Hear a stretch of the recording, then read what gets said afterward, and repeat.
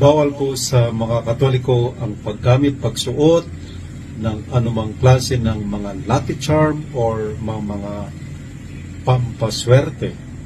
Ito po ang topic ko sa video na ito. Gusto ko pong explain na officially speaking, sa Catholic Church, bawal po yung mga pampaswerte, yung mga pamahiin, yung mga lucky charm, o anumang ritual, o anumang sinusuot na nagbibigay doon ng protection o ng swerte sa atin.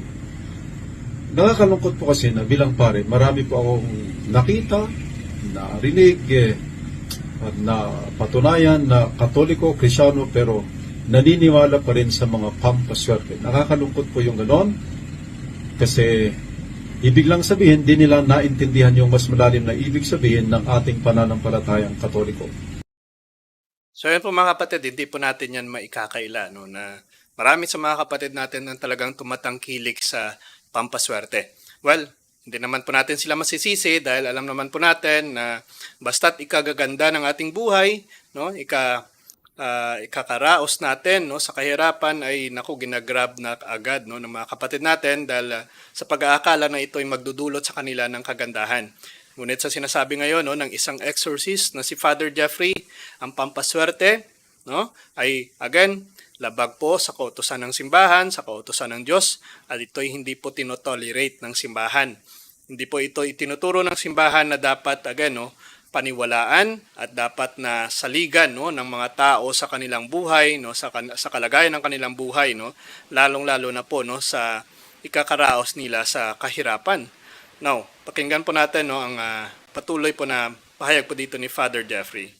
Kung babasahin po natin ang Biblia at ng Catechism of the Catholic Church o anumang official documents ng ating simbahan, bawal po talaga ang mga pampaswerte. At yan po ang aking explain.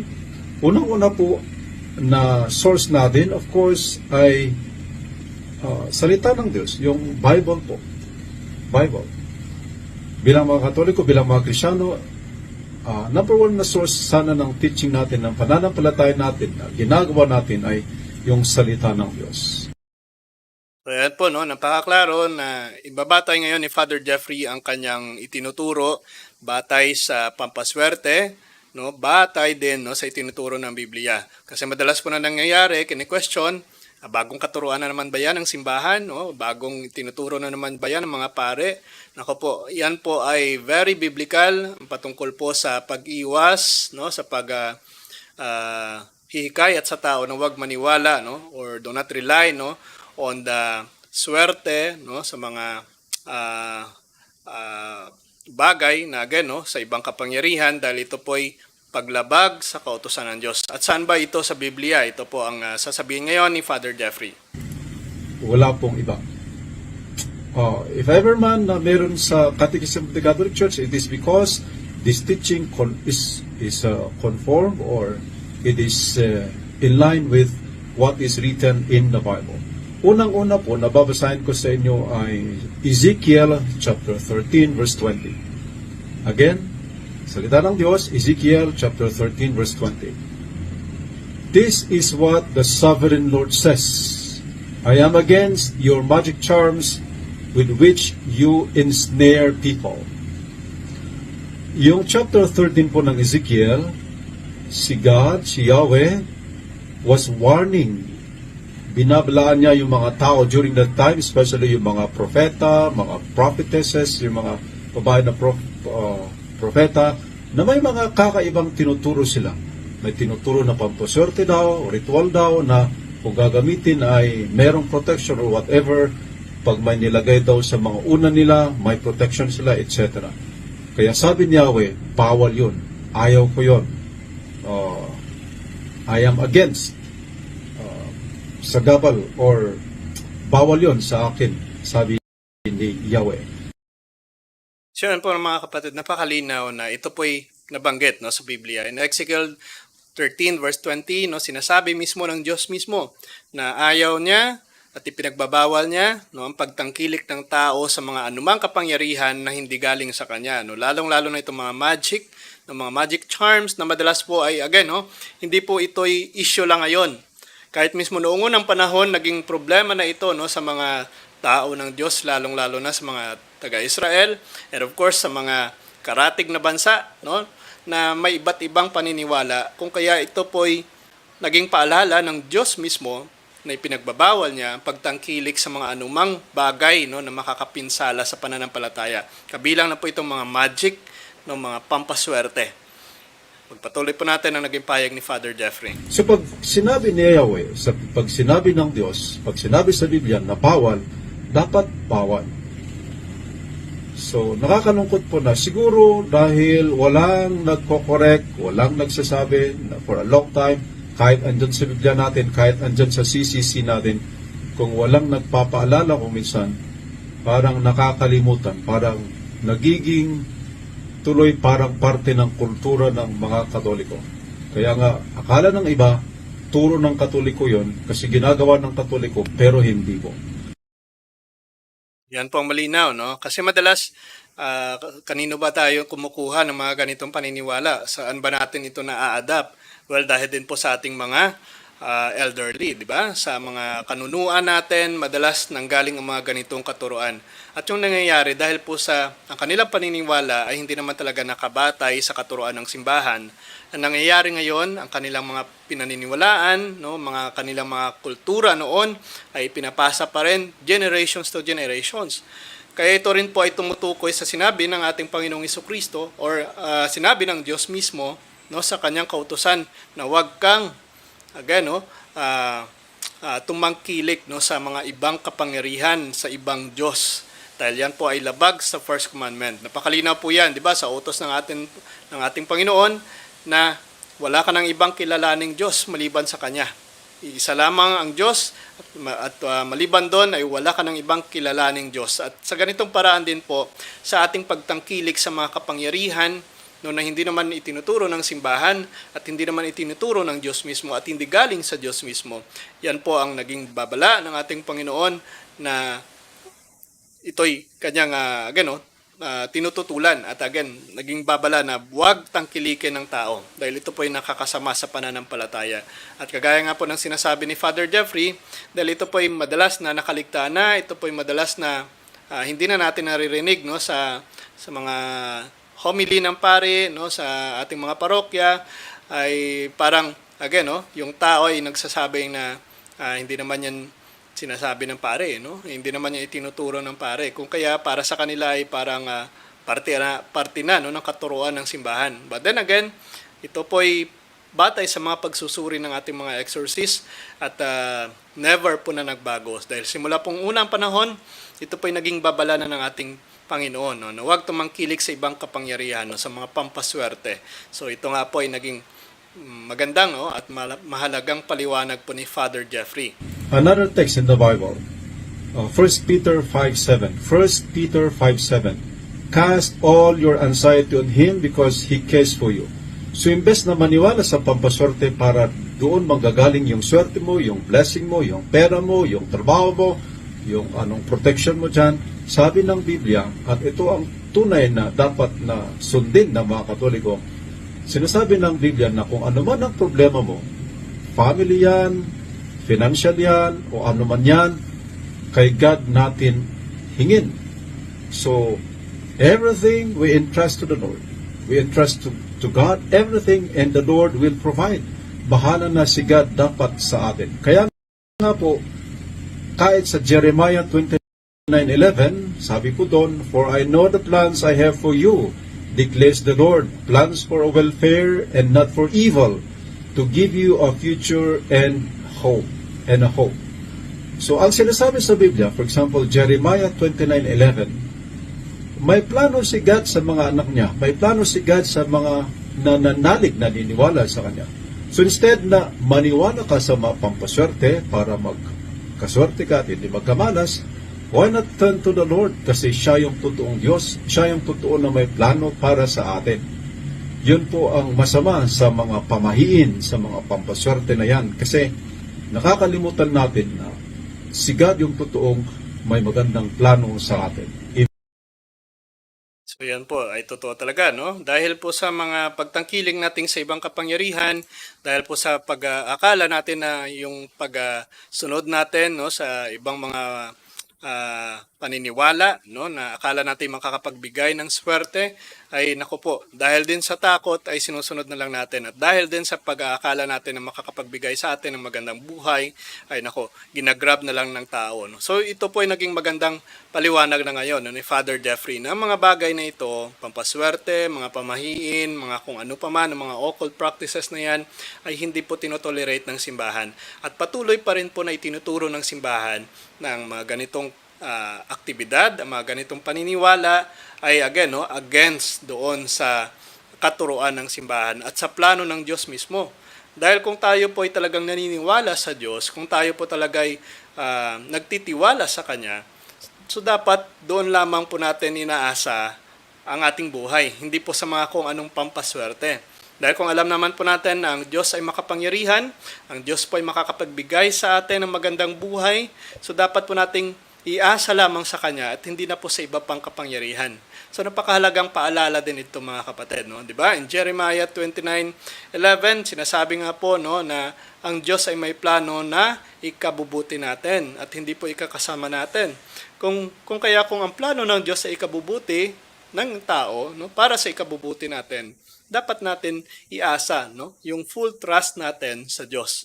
At yan naman po ang nararapat dahil alam naman po natin sa pasimula pa lang, no, ng paglikha ng Diyos, no, ng lahat ng bagay na nakikita natin sa ating kapaligiran ay again para sa ikabubuti natin.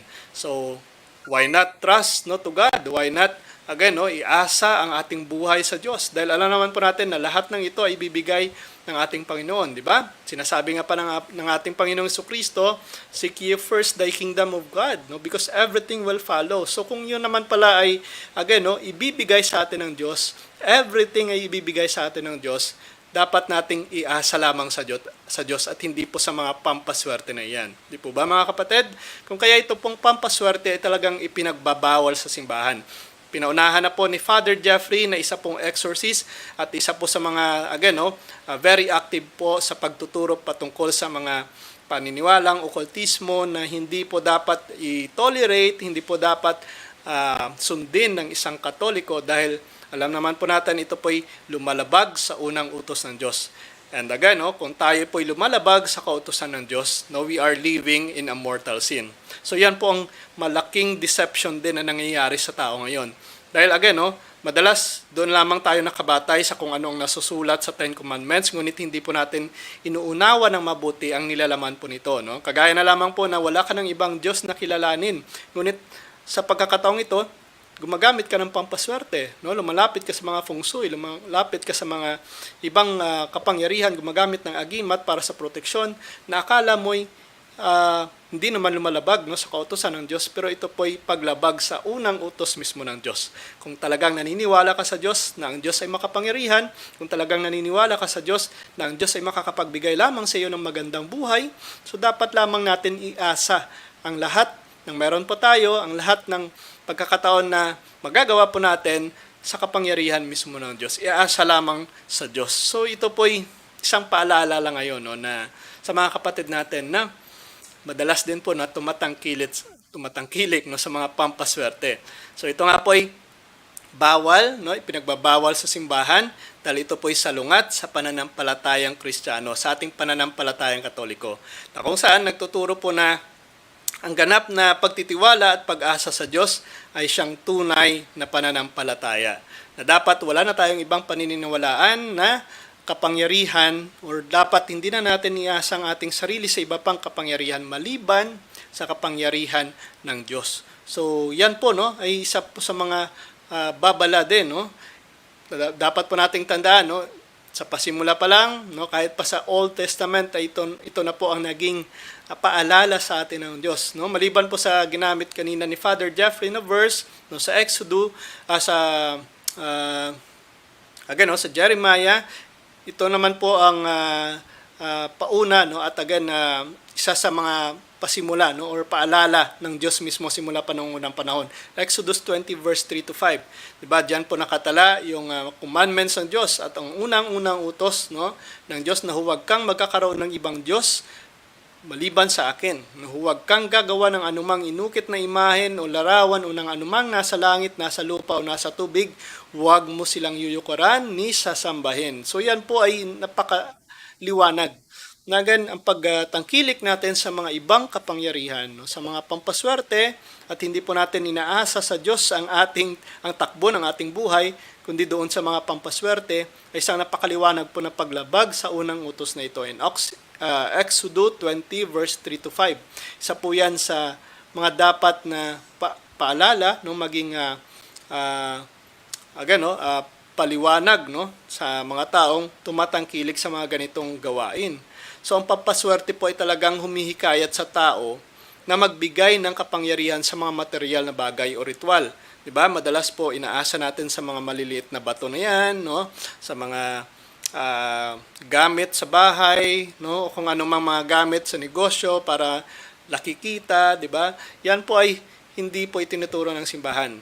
Madalas na nangyayari, no? Ang sa mga kapatid natin, gumagamit na nga ng Santo Niño, no, sa kanilang mga negosyo, pero pinaparisan pa, no, ng mga palakang may coin sa bibig, no, or arawana, no, or yung pusang kumakaway, 'di ba? Yan yung madalas na nakikita natin sa mga negosyo sa pag-aakala na ito'y makakapagbigay ng swerte. Ngunit sa pagkakataong ito, again, ang itinuturo lamang ng simbahan na dapat iasa natin, no, we need to put, no, our full trust to God, no, hindi po partial lang.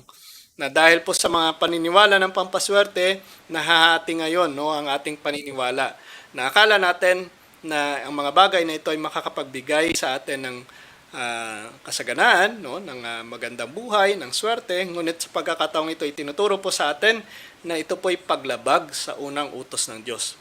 At kung tayo po ay very particular sa kautusan ng Diyos, dapat po nating suriing mabuti ang lahat ng mga paniniwala, mga gawi na hindi po naayon sa simbahan at dapat po nating ituwid ito, no? Ito po ay babala na, no, sa mga occultismo, sa mga mahilig po maniwala sa mga occultismo, no?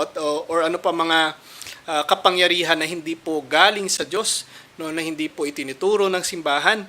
Ito po ay paglabag na, no, doon sa pakikipagsangguni, no, sa ibang kapangyarihan, di ba? Ito po yung sinasabi din, no, even in the Deuteronomy 18 verse 10 to 12, sinasabi po dito na huwag ninyong hahayaan ng sinuman sa inyo na magsagawa ng pangkukulam, panghuhula, o pakikipag-usap sa mga patay, sapagkat kasuklam-suklam sa Diyos ang lahat ng mga gumagawa ng mga bagay na ito. You see, mga kapatid, kasuklam-suklam yan sa Diyos.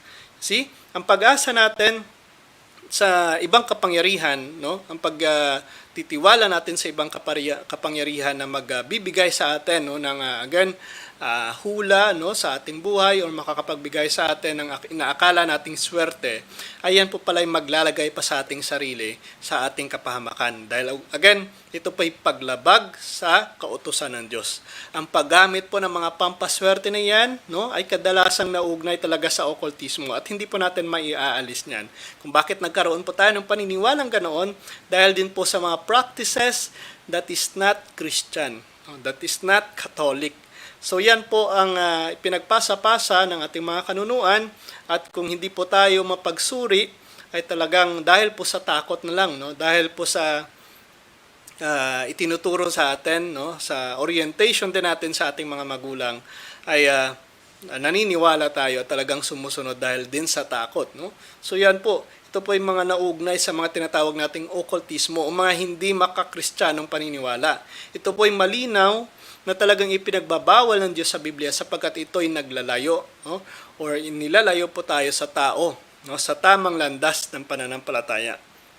Kaya napakaliwanag po, no, nung sinasabi po dito ni Father Jeffrey na talagang isang paalala mula sa ating kaparian, no, isang paalala mula sa isang exorcist na dapat lamang nakatuon ang ating pananampalataya sa Diyos at hindi po sa mga bagay kagaya po ng mga pampaswerte na yan. So ipagpatuloy po natin yung sinasabi po dito ni Father Jeffrey.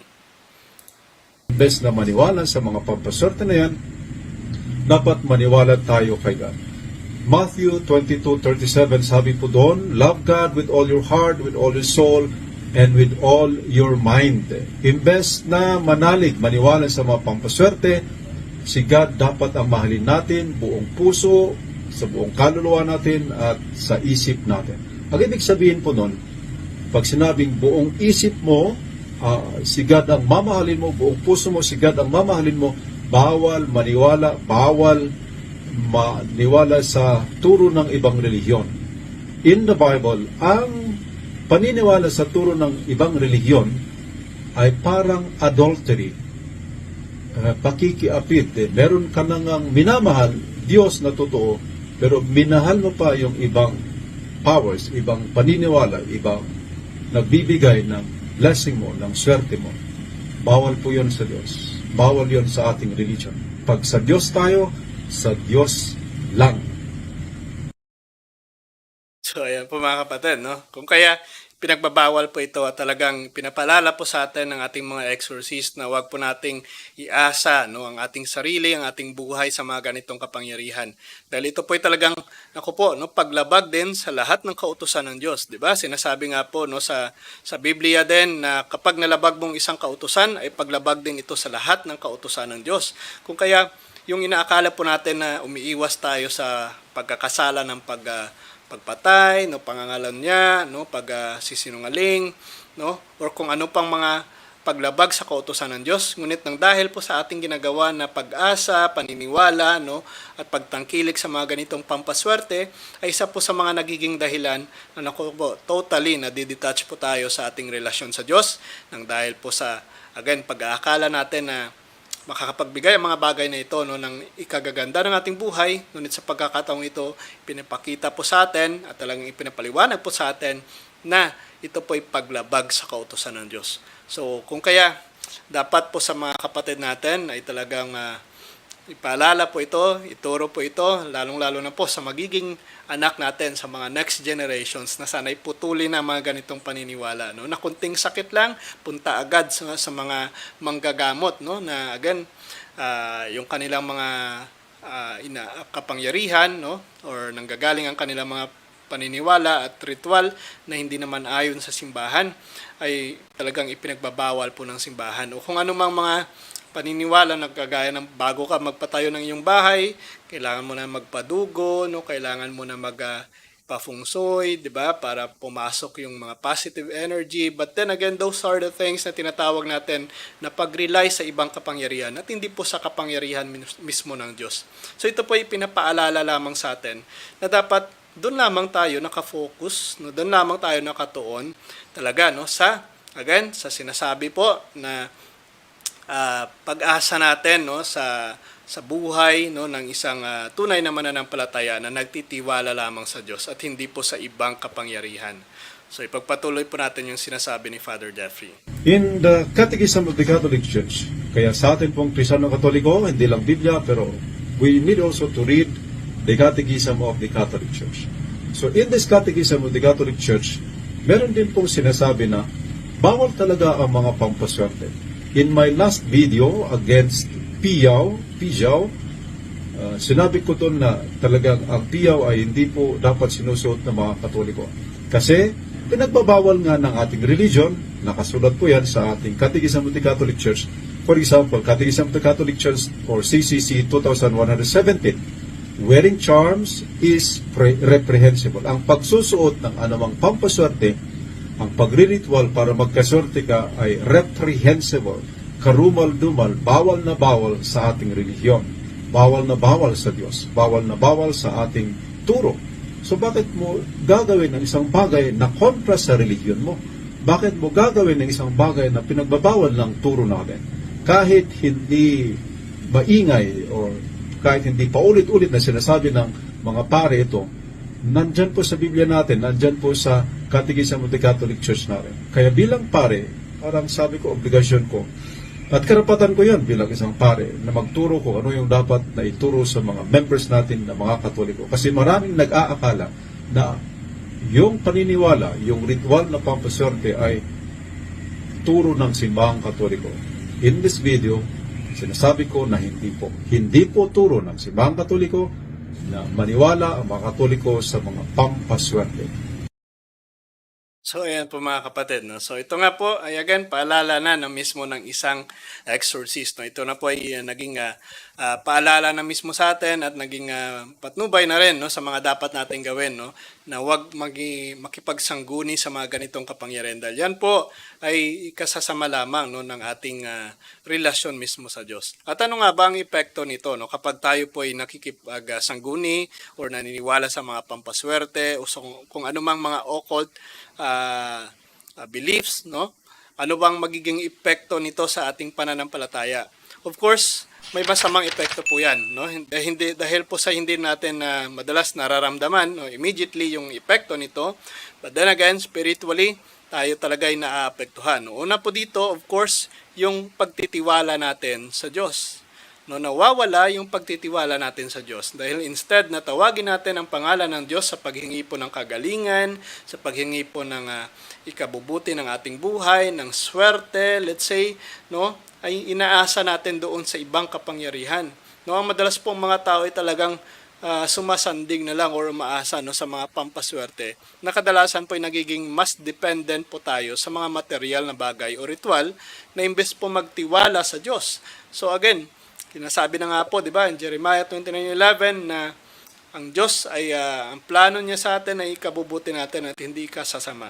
So ang madalas na nangyayari dahil hindi natin inaasa sa Diyos, no, ang ating ikabubuti ng ating buhay, naku po, talagang pumupunta tayo sa landas na ikasasama natin. At ito nga po ay naging paalala na ng mga exorcist natin. No? Nasa halip po manalangin, uumasa po sa biyaya ng Diyos, ay umaasa po tayo sa mga bagay na walang kapangyarihang magdala ng tunay na kaligtasan o tagumpay sa ating buhay. Hindi po tayo nananalangin sa tunay talaga ng makakapangyarihan, which is ang Diyos natin mismo. Doon tayo umaasa sa ibang kapangyarihan na ay nakala natin na nakakapagbigay sa atin ng magandang buhay, no, ng swerte. But then again, that is just only temporary. At may side effect po yan, no? Kagaya po ng pagtangkilik natin, no, sa paggamot, no, pampagamot doon sa mga manggagamot, no, na may ginagamitang ritual, no. Again, isa po 'yan sa mga ay nakala natin na nakapagbigay sa akin ng lunas, no, pero kung iti-trace back natin, nako po, mas marami pang sakit, mas marami pang mga karamdaman ang dumadating nang dahil po sa inakala natin na napagaling tayo sa ating mga karamdaman. And with that, nagiging cycle na. No, every time magkakasakit ka, hindi ka na tumatawag sa Diyos.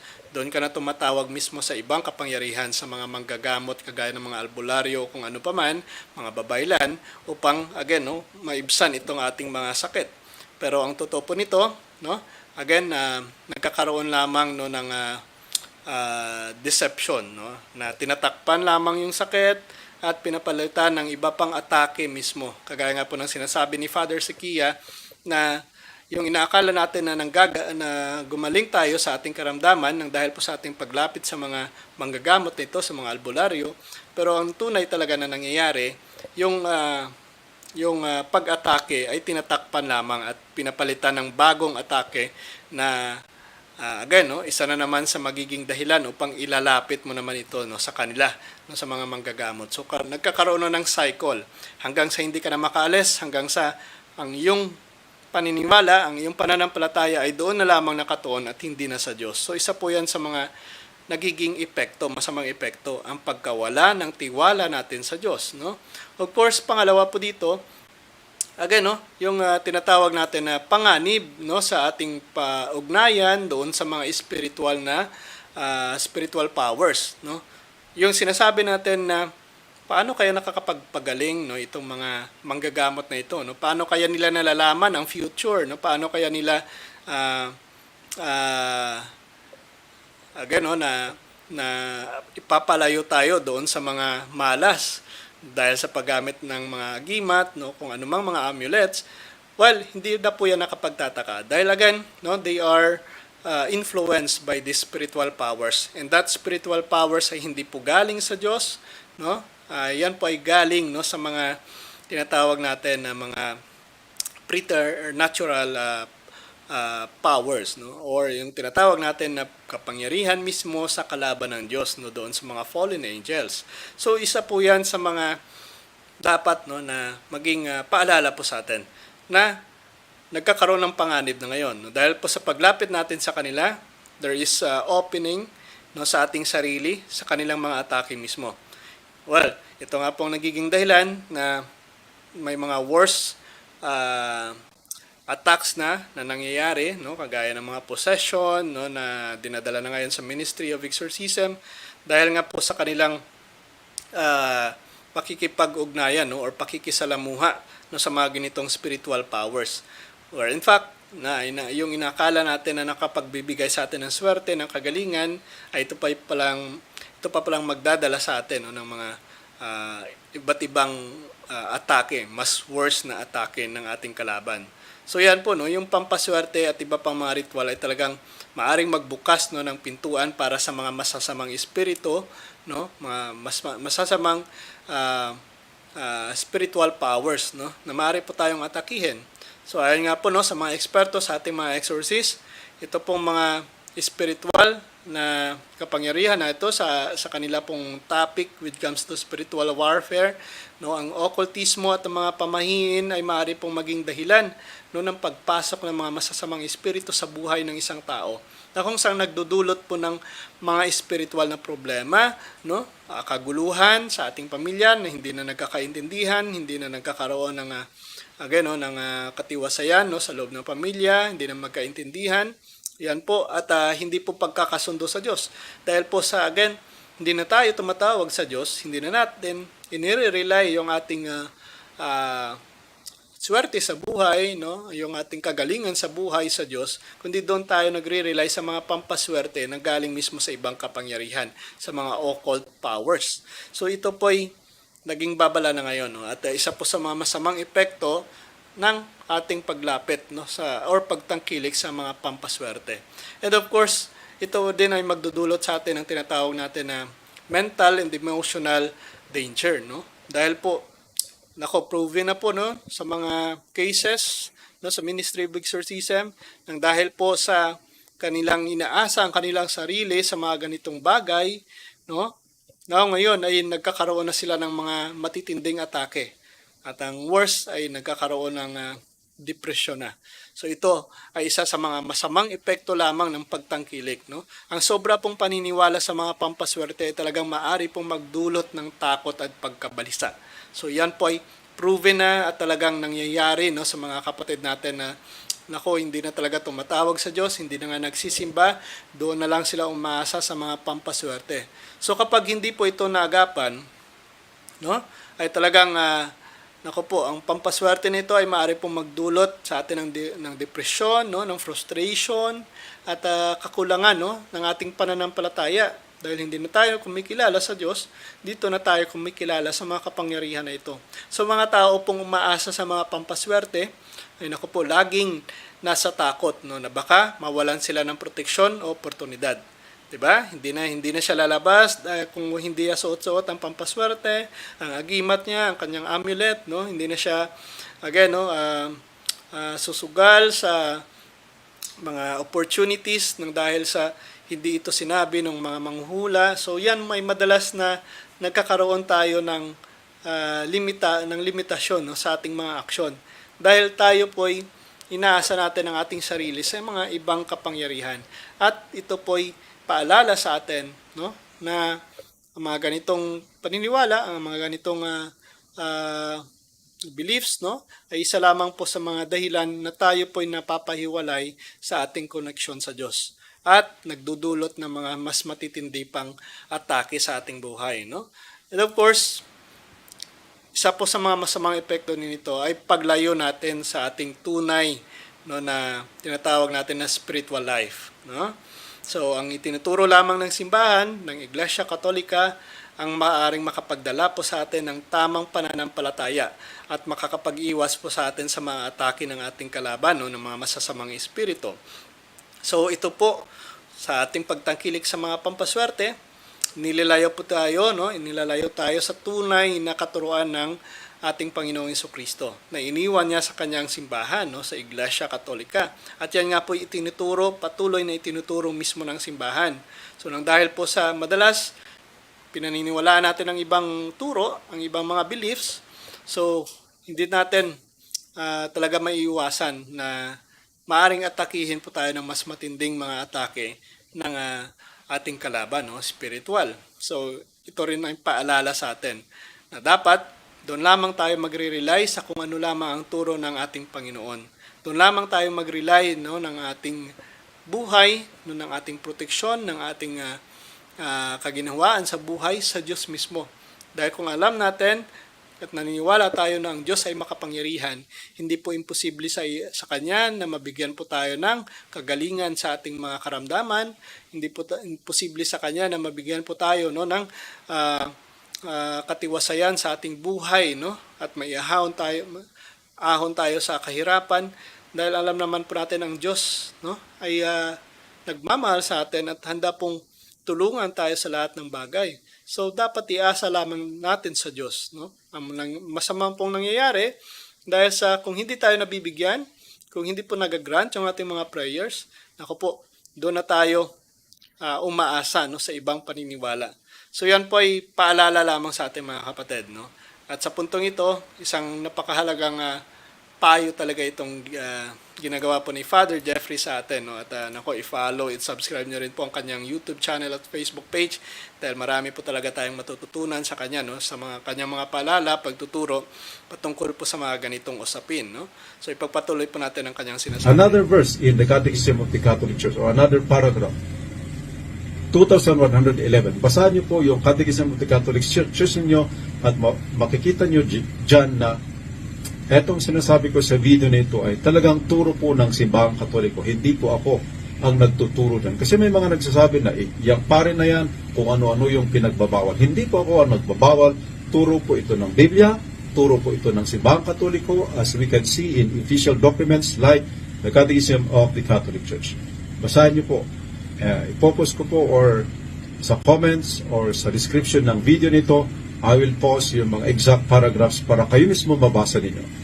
In paragraph 2111 nga ng CCC, sinasabi po doon na ang paniniwala sa mga lucky charms o yung mga pampaswerte ay isang ehemplo ng superstition. Ang superstition ay yung bang imbes na maniwala ka sa totoong Diyos na siya yung nagpo-control sa blessing mo, sa health mo, sa pamilya mo, sa trabaho mo, naniniwala ka na iyong bagay na wala namang buhay, wala namang power, yun yung nagko-control, nagbibigay sa iyo ng swerte, ng blessing. Hindi po kaya ng isang bagay, created thing, bagay lang yon, wala pong power yon. Pero sabi ni St. Thomas Aquinas, yung mga demonyo, alam kasi nila yung paniniwala natin. Pag ikaw yung tao na naniwala, for example, sa isang piyaw, sa isang pampaswerte na ritual o kung ano dyan na pang-protection, kumisan, etong mga demonyo nito, dahil nakita nila yung paniniwala mo, sasakayan nila yan. Ibig sabihin, ikokontrol nila yung buhay mo para tuloy-tuloy kang maniwala sa bagay na yan. So they are intelligent, yung mga demons nito, yung si Satan, the evil one, the devil, alam nila yung kanilang ginagawa. So parang nagkaroon tuloy ng power yung isang bagay na yan, pero hindi. It's the fallen angels, knowing your ignorance, alam nila yung kahinaan mo at naniniwala ka dito, kaya para makontrol nila yung buhay mo, kunwari may power yung bagay na yan. Kaya yun po yung delikado. Pag ikaw isang Katoliko, Kristyano, ang number one po na priority natin ay yung kaligtasan natin, yung eternal life natin. So we are endangering our eternal life pag tayo po ay naniniwala sa mga bagay-bagay na yan. They are just inanimate objects. They have no power, but sometimes they can appear to have powers because yun nga, may mga demonyo na kumokontrol sa mga yan. And that makes believing in superstitions dangerous to our salvation, dangerous to us. Kaya dapat talaga hindi po tayo maniniwala dyan. So yun po ang problema sa paniniwala sa mga lucky charm or mga pampaswerte. Imbes na manalig sa Diyos, imbes na magtiwala sa Diyos, imbes na you entrust your everything to God, parang yun pang mga bagay na yan na wala namang power ang pinaniniwalaan mo. You are entrusting your self, your health, at anumang bagay sa iyo sa mga bagay na wala naman talagang kakayahan na mag-control sa iyo. Let us allow God instead na siya dapat yung mag-control sa buhay po natin. Pakagandang paalala po ito ni Father Jeffrey, no?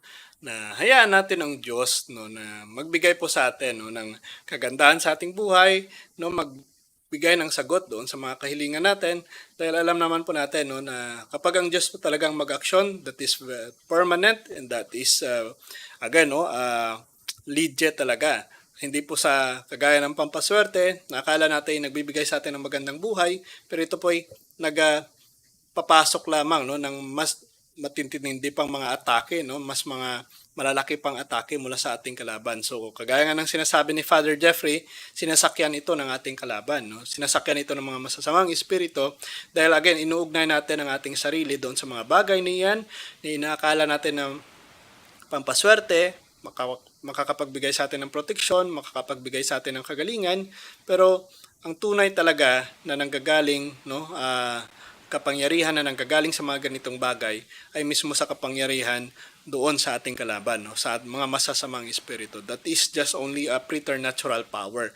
Hindi po yan supernatural power na galing mismo sa Diyos. So isa po yan sa paalala ngayon sa atin, no, ng mga exorcist na dapat, no, wag po nating tangkilikin, no, mga ganitong bagay, no. Kagaya na lamang po ng yung paggamit ng mga agimat, no, or mga anting-anting.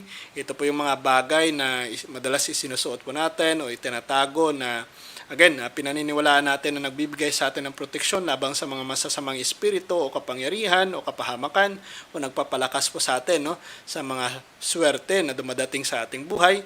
Pero ang totoo talaga, again, ito'y sinasakyan lamang ng ating kalaban. Hindi naman yan panlaban doon sa mga masasamang espiritu. But then, sabi nga, no, ng ating mga exorcists, it attracts, no, evil spirits na umatake sa ating buhay. And again, it opens our door doon sa mga matitinding atake mismo ng ating kalaban, no. Ano pa, no, kagaya po ng mga feng shui, no, na again isa pong Chinese beliefs, no, na or Chinese practice na ginagamit nila upang ayusin po, no, ang kagaya ng kapaligiran ng ating tahanan, no, para makaakit po ng swerte, ng mga positive energy o kasaganaan, no, sa pamamagitan po ng tamang pag-aayos ng mga kasangkapan o lugar.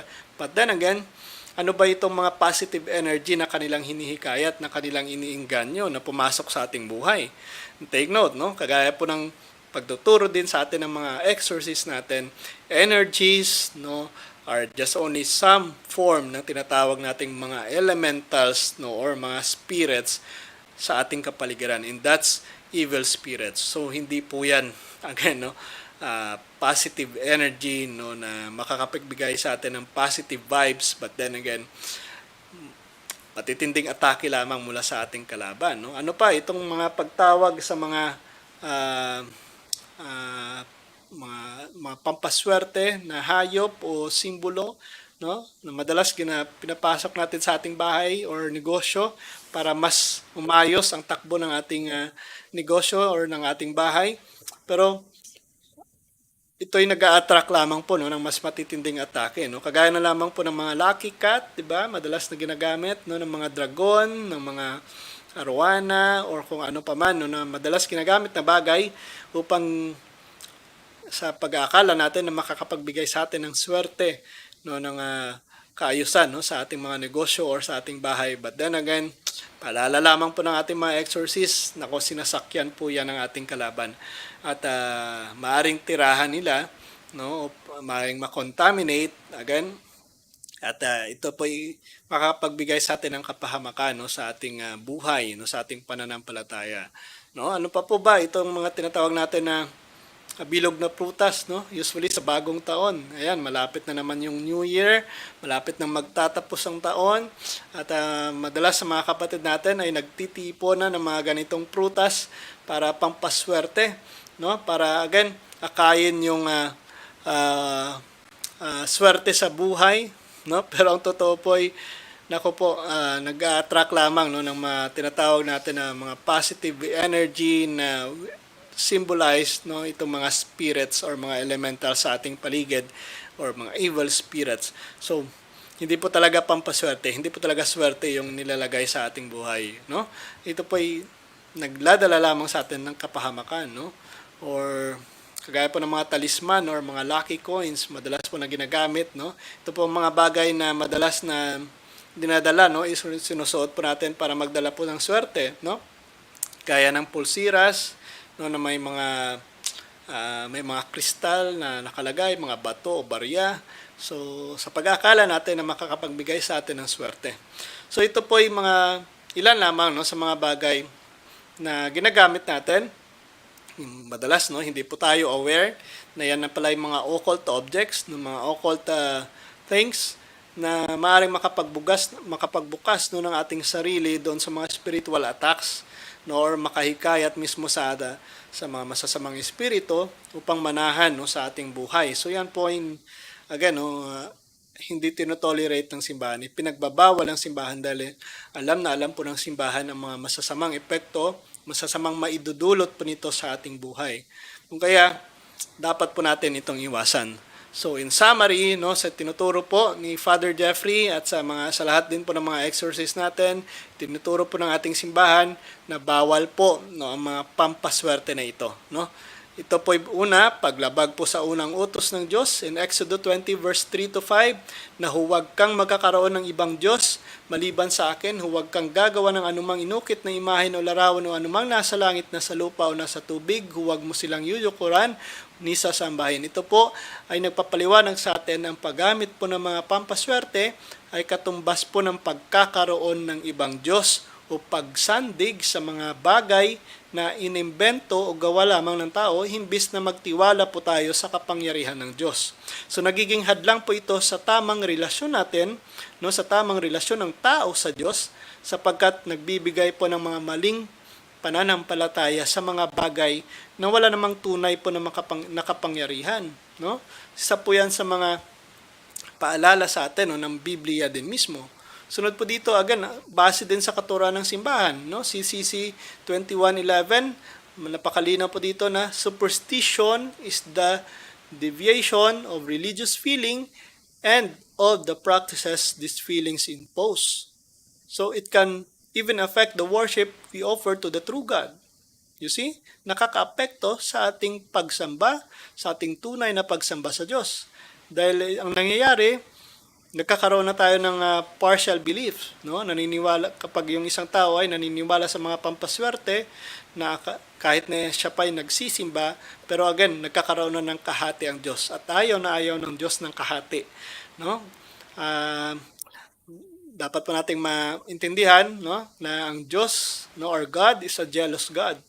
Kaya kapag umaasa ka sa ibang kapangyarihan, no, sa ibang kapangyarihang Diyos, no, na galing sa mga Diyos, ay again, ayaw na ayaw po yan ng Diyos, no? Pinagsiselosa na po yan ng Diyos. Ang pagsiselos po ng Diyos, no, is in a good way dahil alam ng Diyos na pagtangkilik sa mga ganitong kapangyarihan ay maaring makapag-harm, makakapagdala ng masamang epekto sa ating buhay.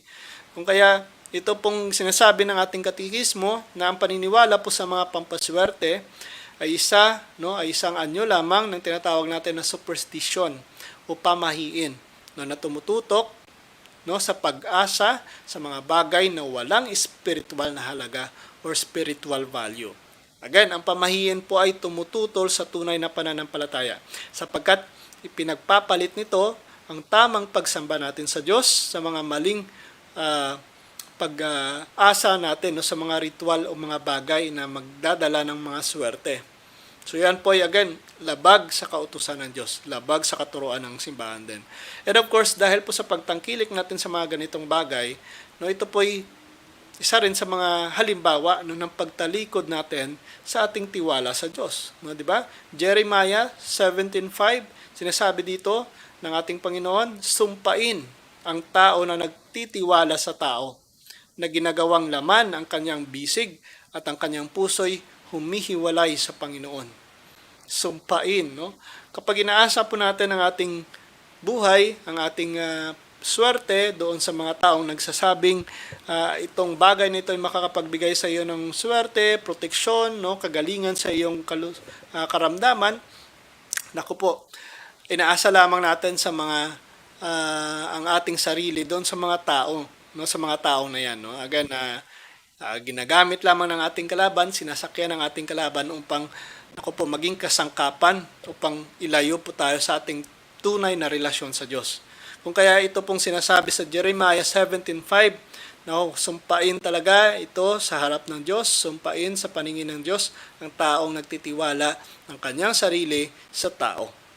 Maliwanag po yan na sinasabi, no, na ang pagtitiwala sa mga pampaswerte ay nagpapakita po ng kakulangan ng tiwala sa Diyos. No, sa halip po na manalangin at umasa sa Diyos, inililipat ng tao ang kanyang pananampalataya sa mga bagay na gawa lamang ng tao, na imbento lamang ng tao, na hindi po maaaring magbigay ng tunay na biyaya o proteksyon man lang. Ito po isang uri ng pagtalikod talaga sa Diyos. Kung nais po natin, no, na maiwasan, no, ang galit ng Diyos, huwag po tayong tumangkilik sa mga ganitong paniniwala. Of course, isa rin po, no, sa magiging dahilan nito, of course, nagkakaroon tayo ng panganib, no, sa ating pakikipagsalamuha, no, sa mga masasamang espiritu.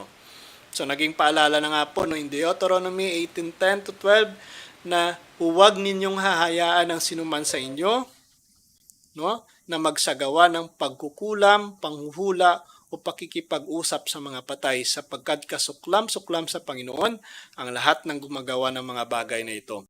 So ito po ay naging paalala na ngayon, no, mga kapatid. At ayan nga po, nagsisimula na ang punto por punto. Sana po ay nakapagbigay po ito sa inyo ng mahalagang impormasyon ang ating tinatalakay ngayon, mga kapatid. Sana po ay nakapagbigay sa inyo ng magandang katuruan na, again, dapat natin ibigay lamang ating buong pagtitiwala sa Diyos. Dapat lamang natin ibigay ang ating buong paniniwala sa Diyos mismo at hindi po sa ibang kapangyarihan. Kaya sa pagkakataong ito, isang napakagandang topic, no, ang ibinigay po sa atin ni Father Jeffrey, naging paalala po sa atin ni Father Jeffrey na dapat lahat po tayo ay again magtiwala lamang sa Diyos. So, wag po nating hayaan ang ating sarili na maligaw, no, sa mga ibang paniniwala, no, kagaya ng pagkaligaw sa ating spiritual na buhay, no, na again dahil po sa mga ginagawa, no, sa mga aktibidad na hindi naman ayon sa sinasabi or tinuturo ng simbahan. Again, paalala lang po, no, ito po ay katuruan mismo ng simbahan. Hindi po ito gawa lang ng ating mga exorcist priest, hindi po ito mga katuruan or bagong katuruan na ginawa ng simbahan. But then again, ito po ay may batayan mismo sa itinuturo ng Biblia. Ito po ay may batayan, no, sa itinuturo, no, ng ating Panginoong Jesucristo. Sinasabi nga po ng ating simbahan in CCC 2110, no, na the first commandment forbids honoring gods other than the one Lord who has revealed himself to his people. It prescribes superstition and irreligion. So therefore, superstition in some sense represents, no, a perverse excess of religion, and the religion is the vice contrary by defect, no, to the virtue of religion. So ipinapaliwanag lamang po, no, ng citation na ito sa ating katekismo ng paniniwala po sa mga pampaswerte ay isang anyo lamang ng maling relihiyon o idolatria. No, dahil po ito ay nagbibigay po ng labis na pagpapalaga sa mga bagay o ritual na wala namang tunay na kapangyarihan. No, inaasa natin doon sa mga kapangyarihan na hindi naman talaga sa Diyos. So ito po ay again, no, pumipigil sa mga tao na makamit talaga ang tunay na tinatawag natin na spiritual freedom at pagkakaisa sa Diyos na siya lamang ang dapat pagtiwalaan, no, pagkatiwalaan sa lahat ng bagay. So, napakalinaw po yan, mga kapatid. Kaya kung ayaw po natin, no, na magkaroon po ng mga masasamang epekto nito mula sa at pagtangkilik sa mga pampaswerte o kung saan mang mga occult practices or beliefs, iwasan po natin itong paglapit sa mga ganitong bagay, no? Pagtangkilik sa mga ganitong bagay. Again, nagkakaroon po ng masamang epekto, no, ang pampaswerte sa ating buhay bilang isang Kristiyano. So, huwag po nating antayin, no, na ang ating sarili ay again totally mahiwalay na lang doon sa ating relasyon sa Diyos. So kung kaya, dapat iasa na lang natin sa kung ano talaga ang nais ng Diyos para sa ating buhay. Dapat iasa natin ang ating swerte no, sa Diyos lamang at hindi po sa ibang kapangyarihan. So ayan po mga ka-Keyers, sana'y kapupulatan po natin ito ng aral. At kung nagustuhan niyo po ito, please like and share, ibahagi po natin sa mga kakilala po natin. And please don't forget to follow and subscribe po ng ating YouTube channel, Mr. Curious Catholic. Muli po, this is Mr. Curious Catholic, kasama po ninyo sa pagtatanggol ng ating simbahan. Pro Deo et Ecclesia. Sa Diyos po ang lahat ng kapurian. Hello mga kapatid, follow and subscribe Mr. Curious Catholic. Marami tayong matutunan, mapupuno po yung ating isipan sa mga katotohanan. Dahil ang katotohanan na magbigay sa atin ng tunay na kalayaan. God bless. Hello mga kapatid, inanyayahan namin kayo, huwag niyong kalimutan mag-subscribe sa kay Bro Dance Oberio, Mr. Curious Catholic. Marami kayong matutunan sa pamamagitan ng pagsubaybay niyan sa pagsagot sa pananampalataya na inaatake ng ating mga kapatid sa iba. Yung pananampalataya, and they are not only attacking the teachings of the Catholic Church, but proselytizing the good numbers of the Catholic. At sa pamamagitan sa pagsunutin niyo nitong Mr. Curious Catholic, Facebook page and YouTube channel, dami ninyong matutunan. Isabuhay natin ang ating matutunan. Pro Deo et Ecclesia.